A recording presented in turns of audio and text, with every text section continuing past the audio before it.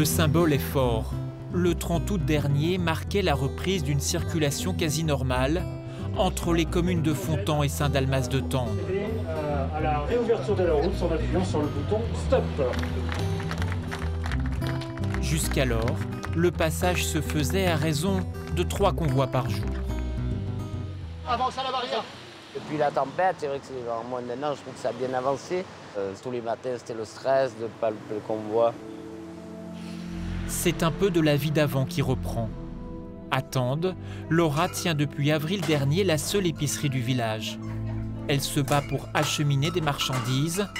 Un petit exploit au quotidien en raison des difficultés d'accès. Le problème, c'est qu'on a certains fournisseurs qui ne veulent même pas nous monter à Tende pour nous livrer. Du coup, on doit chercher d'autres fournisseurs ou se débrouiller autrement, faire livrer au Carrefour à Breil pour que nous, on les remonte. Donc souvent, je remonte par exemple des colis à De Breil, je les remonte à Tende. Mais c'est vrai que c'est très compliqué à tout gérer.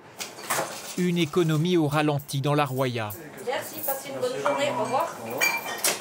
Sophie Cotalorda dirige une entreprise de travaux publics.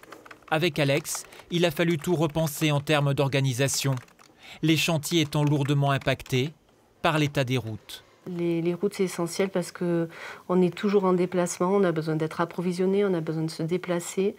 Donc les périodes qu'on a vécues là jusqu'à présent, elles ont été très difficiles. Maintenant, on espère aller vers le mieux de plus en plus. L'accès jusqu'à Tende est quasiment libéré, mais il y a encore la partie tunnel du col de Tende et accès à l'Italie qui est pour l'instant dans l'inconnu, et ça nous inquiète beaucoup aussi. Quand la route devient une piste ou a tout simplement été rayée de la carte, emportée par la tempête, Casterino est depuis plus d'1 an totalement coupé du reste du monde. Si c'est pas nous qu'on va à la pêche pour avoir des renseignements, personne nous appelle pour nous dire bon, la route va être ouverte ici, la route là, et voilà. André Boulanger tente de redonner vie à un Casterino meurtri par la tempête. Il passe le plus clair de son temps à viabiliser les accès au hameau, appuyé par bon nombre d'habitants. Ici, l'heure n'est pas franchement à l'optimisme, avec en ligne de mire l'hiver qui approche. Les solutions de secours, pour l'instant, moi, j'en vois pas. Hein. On va nous ouvrir la route jusqu'au Mèche cet hiver. Vrai, pas vrai, je ne sais pas. On n'a pas eu de confirmation. On va nous ouvrir la route de Casterino cet hiver. Apparemment, on ne sait pas. Donc, on reste dans les certitudes pour tout ce qu'il va y avoir pour l'instant.